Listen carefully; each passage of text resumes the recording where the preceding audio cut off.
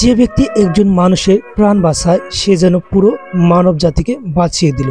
আল কুরআন। মেহরেন চৌধুরী, যিনি milestone school and কলেজের শিক্ষিকা, নিজে বাঁচতে পারতেন কিন্তু শিক্ষার্থীদের বাঁচাতে নিজের জীবনই দিয়ে দিলেন। রাজধানীর উত্তরা মাইলস্টোন স্কুল অ্যান্ড কলেজে বিমান বিধ্বস্তের সেই ভয়াবহ ঘটনায় যিনি নিজের প্রাণ হাতে নিয়ে ছুটেছিলেন শিক্ষার্থীদের প্রাণ বাঁচাতে, সেই সাহসী শিক্ষিকা মেহরেন চৌধুরী আর বেঁচে নেই। বিমানের আগুন ধোঁয়ায় স্কুল প্রাঙ্গণ যখন আতঙ্কের আগুনে জ্বলছে, তখন অনেকেই বাঁচার জন্য দৌড়েছেন, কিন্তু এই শিক্ষিকাই দাঁড়িয়ে গিয়েছিলেন শিশুদের জন্য। একে একে ক্লাসরুম থেকে বের করে এনেছেন অসহায় ছেলে মেয়েদের। বারবার ভিতরে ঢুকে গেছেন কেউ রয়ে গেল কিনা। যখন সবাই বেঁচে গেছে তখন নিজেই আর বের হতে পারেননি। আগুনের আঁচে দগ্ধ হয়েছেন পুরো শরীর। হাসপাতালে মৃত্যুর সাথে লড়াই করতে করতে শেষ পর্যন্ত সোমবার রাতে তিনি হেরে গেছেন মৃত্যুর কাছে, জিতিয়ে দিয়ে গেছেন অন্তত 20 জন শিক্ষার্থীকে নতুন জীবন। সেনাবাহিনীর কর্মকর্তাও স্বীকার করেছেন এই শিক্ষিকা জন্য 15 থেকে 20 জন শিক্ষার্থী আজ জীবিত।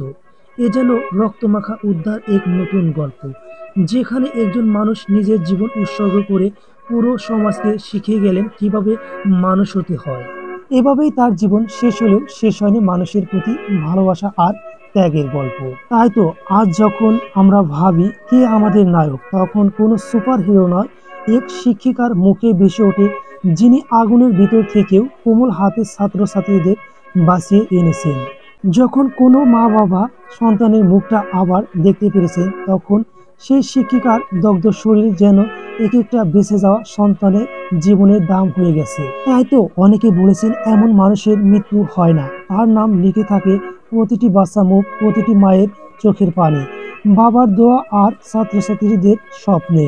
এখন হয়তো তার পরিবার শোকের পাথর, স্কুলের বারান্দায় শোকের ছায়া, কিন্তু এই মানুষটার মতো সাহস আর ভালোবাসা একদিন আমাদের সবাইকে পথ দেখাবে।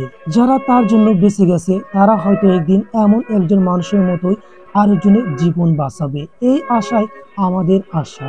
পরিশেষে আল্লাহর দরবারে একটি চাওয়া, আল্লাহ যেন তাকে জান্নাতের সবুজ বাগিচায় রাখে, আর আমরা যেন তার আত্মত্যাগ থেকে আমরা কিছু শিখতে পারি।